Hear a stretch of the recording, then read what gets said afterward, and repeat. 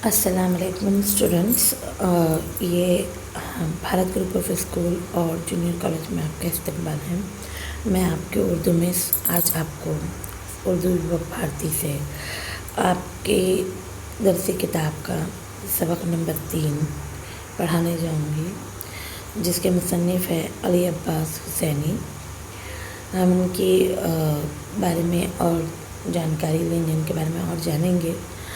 فی الحال جس سبق پہ ہم مطالعہ کرنے جا رہے ہیں اس کا نام ہے شال۔ تو اب ہم اس کے آگے بڑھتے ہیں۔ داستان اور ناول کے بعد افسانوں کو بہت مقبولیت حاصل ہوئی۔ افسانہ ایک مختصر تحریر ہے جسے ایک ہی نشست میں پڑھا جا سکتا ہے، یعنی آسانی سے پوری کہانی کو ہم بہت کم وقت میں پڑھ سکتے ہیں، اس کا مطالعہ بہت آسانی سے کر سکتے ہیں۔ افسانہ زندگی کے کسی ایک پہلو کو اجاگر کرتا ہے یا کسی ایک واقعے کو اعجاز و اختصار کے ساتھ بیان کرتا ہے۔ فنی اعتبار سے افسانے میں ڈرامے کی نقطۂ عروج یعنی کلائمیکس کی بڑی اہمیت ہے۔ ناول کے مقابلے میں افسانہ مختصر ہوتا ہے۔ پریم چند، سجاد حیدر، یلڈرم، سلطان حیدر، جوش، نیاز فتح پوری اور علی عباس حسینی کو اردو کے اولین افسانہ نگاروں میں شمار کیا جاتا ہے۔ ترقی پسند تحریک اور جدیدیت کے زیر اثر کئی افسانہ نگار ابھرے جنہوں نے اردو افسانے کو نئے رجحانات، اسالیب اور رنگ و روپ سے آشنا کیا۔ نئے افسانوں میں تکنیک کے تجربات نے افسانہ نگاری کو وسعت عطا کی۔ تجریدی اور علامتی افسانوں نے بدلتی ہوئی زندگی کے مسائل اور پیچیدگیوں کو نئے انداز میں پیش کیا۔ بعض افسانوں میں واقعہ بیان کرنے سے انحراف بھی کیا گیا ہے۔ پلاٹ، کردار، مکالمے، نقطۂ نظر، پس منظر اور زبان و بیان کی شائستگی مختصر افسانے کے اجزائے ترکیبی ہیں۔ ان اجزاء کے توازن سے افسانے کی تشکیل ہوتی ہے۔ افسانے میں ہونے والی ہیئت اور تکنیک کی تبدیلی کے باوجود آج بھی افسانہ اسی بنیاد پر کھڑا نظر آتا ہے جس کی داغ 100 برس پہلے پریم چند نے ڈالی تھی۔ انسان کے لیے لازم ہے کہ ہمیشہ سچ بولے۔ جھوٹ بولنے سے انسان اعتبار کھو دیتا ہے، لیکن سچ بولنے کے آداب میں یہ بات بھی ہمیں سمجھائی گئی ہے کہ سچی بات اس طرح کہی جائے کہ بات کڑوی بھی ہو تو سننے والا اسے قبول کر لے۔ جھوٹ بولنے کو کبھی اچھا نہیں سمجھا گیا ہے، لیکن کبھی کبھی یوں بھی ہوتا ہے کہ انسان ایسی ہی ایک صورتحال پیش آتی ہے۔ افسانے کا انجام بھی نہایت چونکا دینے والا ہے۔ اب ہم مصنف سے جان پہچان پڑھیں گے۔ علی عباس حسینی 3 فروری 1897 کو غازی پور کے ایک قصبے بارہ میں پیدا ہوئے۔ انہوں نے ابتدائی تعلیم پٹنہ میں پائی۔ 1915 میں میٹرک کا امتحان پاس کیا اور 1924 میں الہ آباد سے MA کی سند حاصل کی۔ پھر اس کے بعد گورنمنٹ ڈگری کالج لکھنؤ میں ملازمت اختیار کی اور 1954 میں پرنسپل کے عہدے سے سبکدوش ہوئے۔ علی عباس حسینی ادب برائے زندگی کے قائل تھے۔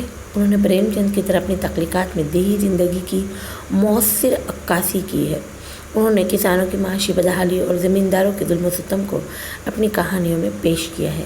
اپنی تخلیقات کے ذریعے انہوں نے قومی یکجہتی اور انسانیت کا پیغام دیا ہے۔ افسانوں کے علاوہ انہوں نے ناول، ڈرامے اور تنقیدی مضامین بھی لکھے، اور ناول کی تنقیدی تاریخ ان کی اہم کتاب ہے۔ انہوں نے بعض افسانے بچوں کی نفسیات سے متعلق لکھے۔ پہلی کہانی پزمردہ کلیاں انہوں نے 1918 میں لکھی۔ رفیق تنہائی، باسی پھول، کانٹوں میں پھل، الجھے دھاگے وغیرہ ان کے افسانوں کے مجموعے ہیں۔ انہوں نے کئی ناول بھی لکھے جن میں قاف کی پری کو کافی مقبولیت حاصل ہوئی۔ 27 ستمبر 1969 کو علی عباس حسینی کا انتقال ہوا۔ اب ہم پڑھتے ہیں افسانے کی طرف۔ اس میں شروعات جو ہے ایک کردار ہے عبید، اس سے کی ہے مصنف نے، جو ٹرین میں سفر کر رہا ہے۔ چار باغ اسٹیشن پر وہ اس کی ٹرین کی آمد روانگی کے وقت جہاں کھوے سے کھوا چلتا ہے وہاں پر سناٹا تھا، اور اس کی وجہ یہ تھی کہ باہر یخ پڑ رہی تھی، یخ یعنی برف۔ اسٹیشن ایسا لگ رہا تھا جیسے کوئی گھر، بارات اتارنے والا گھر ہو جس کے یہاں رخصتی ہو چکی ہے لڑکی کی۔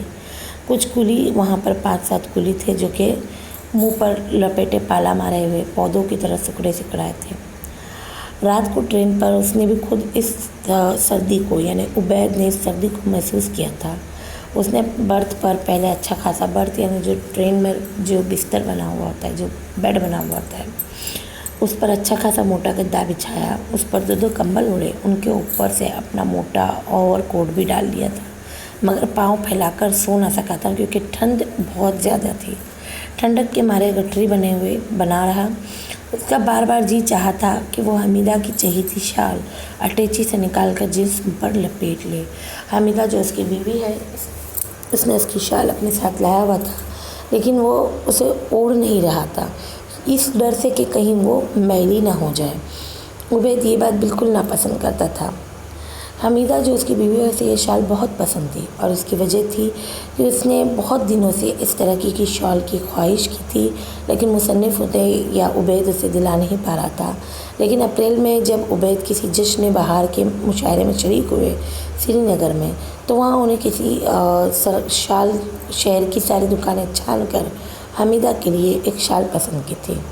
शाल क्या थी? बहुत खूबसूरत थी। इसके चौड़े हाशिए यानी बॉर्डर्स बहुत चौड़े थे और बहुत ही खूबसूरत और नाजुक उम्दा काम इस पर किया हुआ था। बीच वाले हिस्से में हर तरह के फूल खिले थे, जैसे गुलाब, लाला, बनफशा, नरगिस, सेवती, सूसन, कबल और कोज़ा। ये देखकर उबैद का सोच रहा था कि उसे पाकर उसकी बीवी हमीदा कितनी खुश होगी। उसके गालों पर सुर्खी दौड़ जाएगी, उसकी आंखों में सितारे नाचेंगे, वो उसे ओढ़ कर इठलाएगी और आप ही आप शर्माएगी। और जब वो लखनऊ पहुंचा तो घर में दाखिल होते उसने उस खूबसूरत शाल को हमीदा के कंधों पर डाल दिया, जिससे उसके सारे ख्वाब सच निकले। वो बौखला भी गई थी और मुस्कुराई, खिलखिलाई और बुलबुल की तरह चहक भी उठी। हमीदा ने उसे शीशे की अलमारी में रखा और उस पर मजबूत कुफ्ल यानी ताला लगा दिया। ये अलमारी कंजूस के दिल की तरह हमेशा बंद रहती, बस इनके शीशे दिन में 2 दफ़ा बाहर से झाड़ दिए जाते थे। उबैद ने 1-2 बार अपनी बीवी को टोका भी कि शाल ओढ़ने की चीज़ है, ना कि उसे संभाल कर रखा जाए। अभी गर्मियाँ हैं, इसलिए इतना ही करो कि उसे अलमारी से निकाल कर एक बार धूप दिखा दो, ऊनी है, कीड़ा वीड़ा ना लग जाए। जिस पर हमीदा कहती कि ऐसी बुरी बातें करते तुम्हें अच्छा नहीं लगता, बुरा नहीं लगता? तुम इस तरीके की बुरी बातें किस तरह कर लेते हो? अगर मैं उसे 2-3 बार तो उसे दिन में देखती हूँ और मुँह कीड़ों की क्या मजाल है कि जो उसे उसके पाँच भी पटक ले। लेकिन उसके ताज्जुब की इंतहा न रही थी जब 2 दिन पहले उस रोज़ जब उस कड़ाके की सर्दी में वो एक मुख्तसर सफ़र पर रवाना होने लगा था, तो होल्डल में बिस्तर रखा जाने लगा। तब दोनों को याद आया कि इस सफ़र के लिए कोई गर्म चादर नहीं है। उबैद का नया लिहाफ तैयार न हो सका था। हमीदा थोड़ी देर तक सोचती रही, फिर उसने अपनी चहेती शाल निकाल लाई। वो ये सोच रही होगी कि मेरे शौहर के लिए कोई तकलीफ़ ना हो, इसलिए उसने अपनी शाल उसे पेश कर दी। उबैद ने रोका भी कि मैं तुम्हारी शाल लेकर नहीं जाऊंगा, अगर सफ़र में मैली हो जाए। वो जानता है कि हमीदा उसे किस कदर चाहती है, उस शाल को उसने किस कदर संभाल कर रखा है, तो इसलिए उसे डर है कि वो कहीं मैली ना हो जाए, कहीं वो ख़राब ना हो जाए। उसने शाल अटैची में रख दी। उबैद को बीवी की सच्चा मोहब्बत का अंदाज़ा था। उसने अपने तौर पर तय कर लिया कि चाहे कुछ भी हो जाए, वो उस शाल को 1 मिनट के लिए भी अपने इस्तेमाल में नहीं लाएगा और उसे हमीदा को वैसे ही साफ़ सुथरी बेशिकन लाकर वापस कर देगा जैसे कि वह हमीदा के हाथों से लेकर जा रहा है। उसने पूरे सफ़र में उस शाल को नहीं ओढ़ा। उसने ट्रेन में सर्दी भी खाई मगर शाल ना निकाली। उस वक्त अलबत्ता उसने शाल सूटकेस से निकाल कर हाथ में ले ली। इसका इरादा था कि वो घर जाते ही हमीदा को शाल लौटा देगा और उससे कहेगा कि देखो, मैंने जिस तरह से तुम्हारी शाल लेकर गया था उसे वापस ले आया और उस पर ज़रा भी मैल ना लगने दिया। इसलिए जब वो गर्म सूट पर मोटा ओवरकोट पहने, गले को ऊनी मफलर से और हाथों को चमड़े के दस्तानों से छुपाए रिक्शे पर बैठा, तो उसने हमीदा की शाल घुटनों पर रख ली। ख्याल था घुटने भी गर्म रहेंगे और शाल में शिकने भी ना पड़ेगी। अब यहाँ पर रिक्शे वाला का हुलिया बयान कर रहा है। वो एक जवान बंदा था। उसके शाने भरे भरे, चौड़ा सीना, मजबूत कमर, मोटी मोटी पिंडलियाँ, बड़े बड़े पाँव। उसने सर और गर्दन में एक सूती मफलर पगड़ की तरह लपेट रखा था।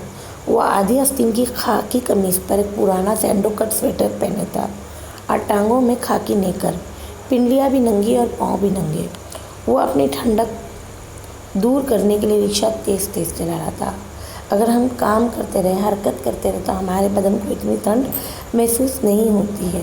रिक्शे की इस तेज़ रफ्तारी ने हवा की धार पर और भी बाढ़ रख दी।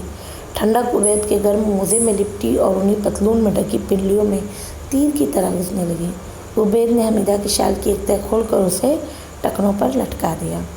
उबैद ने रिक्शा वाले पर भरपूर नज़र डाली। उसके चेहरे पर पसीने के नन्हे नन्हे कतरे छलक रहे थे।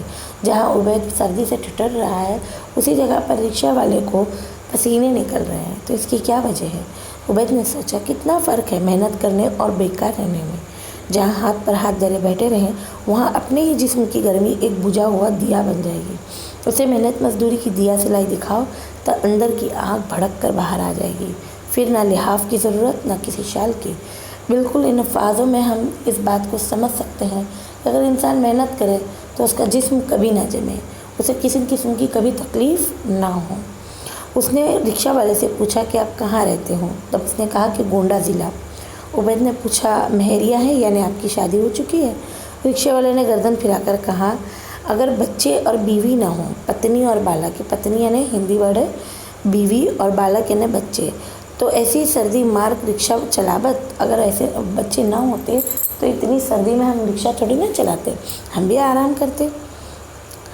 उबैद ने और कुरेदा, यही है शहर में? तो वो बोला, नहीं साहब, अपने देश में है। उबैद ने कहा, जब ही। रिक्शे वाला जब ही का तंज तो क्या खाक समझता, मगर वो गुनगुनाने लगा, नैन लड़ी है तो मनवा में खटक हुई करी। उबैद ने हंसकर कहा, अच्छा तुम फिल्म देखने के भी शौकीन हो? वो बोला, कबो कबो नवाब साहब, साल 6 महीना में। उबैद झुंझला उठा। उसे ये लफ्ज़ नवाब साहब बिल्कुल ना पसंद था। न जाने क्यों जितने परदेसी लखनऊ में आते थे वो इन सारे सफ़ेद पोशों को नवाब पुकारने लगते। वही जो मेहनत मजदूरी से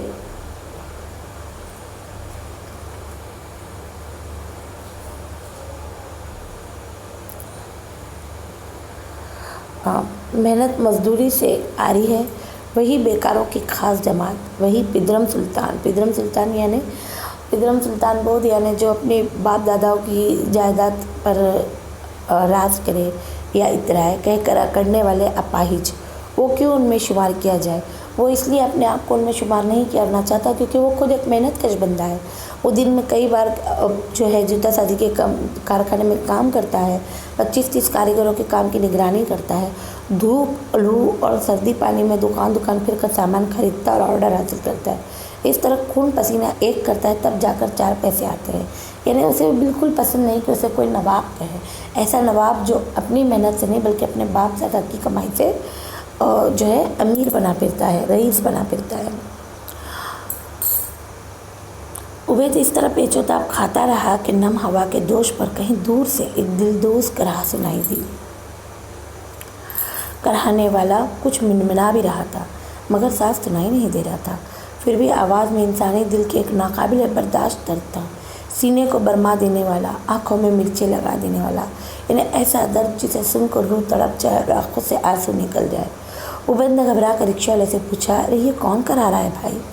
रिक्शा धीमा करके आस्तीन से मुंह का पसीना पोंछते हुए रिक्शा वाले ने कहा, एक पगली है, उसका एक छोटा बच्चा है, जिसे छाती से लगाए सड़क पर पड़ी है। बस हर वक्त चीखती रहती है कि अरे मेरे बच्चे को बचा लो, इस सर्दी से मरता है। 2 दिन से सड़क पर पड़ी चीख रही है। उबैद को इस बात का बहुत ताज्जुब हुआ। अब वो सोच रहा है कि इतने बड़े शहर में कोई अल्लाह का बंदा नहीं जो उसे एक रज़ाई या कंबल उड़ा दे। वो बोला कि है, बिल्कुल है, क्यों ना है, लेकिन इन लोगों के पास ये नहीं, इस पगली के लिए नहीं है कोई इसे लाकर एक रज़ाई या कंबल उड़ा दे। उबैद ने कहा, अरे तो क्या हमारे शहर के रईस, अमीर, सेठ, साहूकार सब मर गए? उसने रिक्शा रोक कर बड़े सरों से खंकार कर सड़क पर थूका। यानी वो थूकना जो है एक नफ़रत है। उसने अपनी नफ़रत जताई कि आदमी जी नवाब साहब, बड़े लोग तो गाड़ी में बैठे अपनी गाड़ी का शीशा चढ़ाकर पू करते हुए रास्ते से निकल जाते हैं। उन्हें कहाँ किसी की दुख या तकलीफ़ की परवाह है, उन्हें कहाँ इस पगली का दुख सुनाई देगा। और ये 200-250 का कंबल पगली परदेसी आपो का बात कहते हैं, कौन उसे 250-200 का कंबल ला कर देगा। उसने फिर रिक्शा तेज़ चलाना शुरू किया। आवाज़ अब बिल्कुल साफ सुनाई दे रही थी, अरे भगवान के नाम पर बचा लो इस बालक को, कोई दस्तराज को उड़ा दो, मर रहा है ये सर्दी से। भगवान के इस पृथ्वी पर कोई कहीं दया नहीं है। पृथ्वी यानी ज़मीन पर, दया यानी रहम। उबैद ने देखा पगली फुटपाथ पर पड़ी है, बस एक छोटी सी धोती लिपटी है उसी का एक कोना पेट पर पड़ा है। इस छींतड़े में से एक बच्चे का सर दिखाई दे रहा है। पगली के बाल मिट्टी में अटे हैं, उसकी आंखें बंद हैं और वो कराहे जा रही है। आह आह भगवान, क्या कहीं दया नहीं है। उबैद के जिस्म में बिजली का करंट सा दौड़ गया। दिलो दिमाग झंझना उठे। वो इस तरह कांपा कि घुटने पर रखी शाल फिसल कर उसके जूते पर आ रही। उसे झुक कर उठाते उठाते बेसाख्ता चीख उठा कि रोको रिक्शा।